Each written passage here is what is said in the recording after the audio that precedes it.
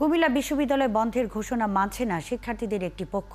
আজও দিনের দ্বিতীয় দিনের মতো ক্যাম্পাসে বিক্ষোভ করেছে তারা। শিক্ষার্থীরা জানান, উপাচার্য ও শিক্ষক সমিতির দ্বন্দ্বের কারণে একটি বিশ্ববিদ্যালয় বন্ধ হতে পারে না। তারা আরও জানান, মঙ্গলবার আবাসিক শিক্ষার্থীদের হল ছাড়তে বলা হলেও এখনও বেশিরভাগ শিক্ষার্থী ক্যাম্পাসেই রয়েছে।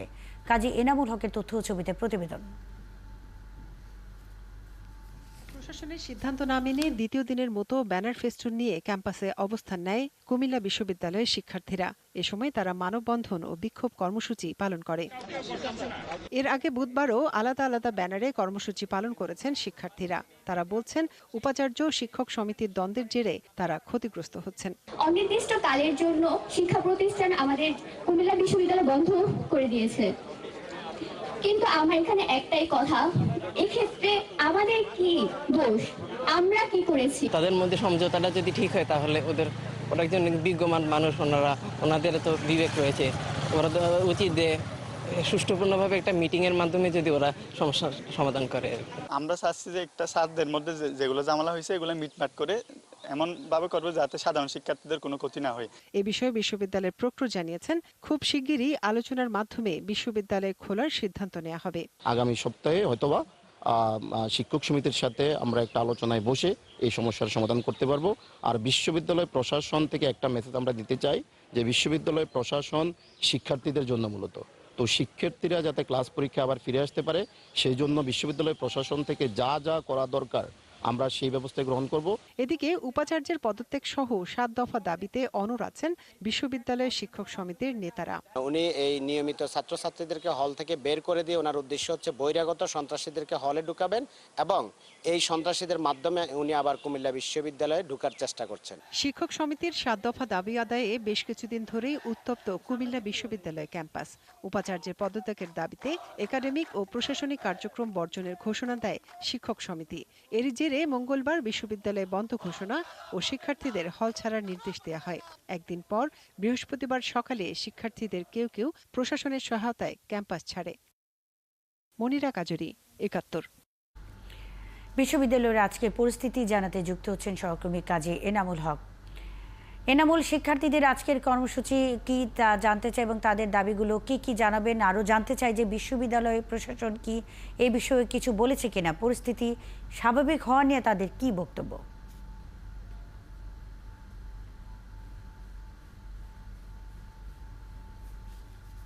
মূলত হচ্ছে দ্বিতীয় দিনের মতো কুমিল্লা বিশ্ববিদ্যালয় অচল অবস্থা এবং পেছনের দিকের কথা যদি বলি, ২০০৬ সালে প্রতিষ্ঠিত কুমিল্লা বিশ্ববিদ্যালয় এবং সেই ২০০৬ থেকে শুরু করে আজ পর্যন্ত ৭ জন বিসি এই বিশ্ববিদ্যালয়ে দায়িত্ব পালন করেছেন।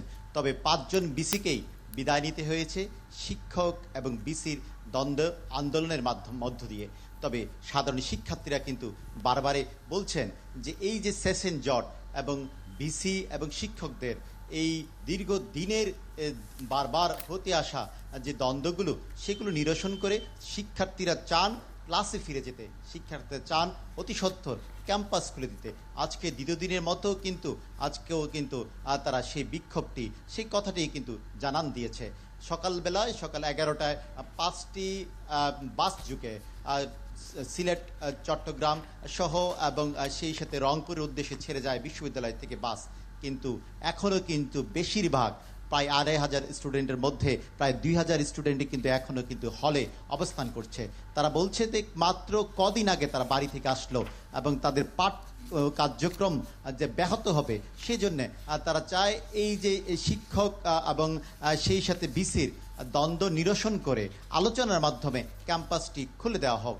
যদি পেছনের কথা বলি, সেই 19শে ফেব্রুয়ারি শিক্ষক সমিতির কমিটির পরদিন থেকেই কিন্তু শুরু হয় ৭ দফা দাবি এবং বিসি এবং শিক্ষকদের সেই দ্বন্দ্ব এবং তার পরিপ্রেক্ষিতে ২৮শে এপ্রিল একদিকে ভিসি এবং শিক্ষকদের লাঞ্ছিত হওয়ার ঘটনাও কিন্তু এই বিশ্ববিদ্যালয়ে ঘটেছে।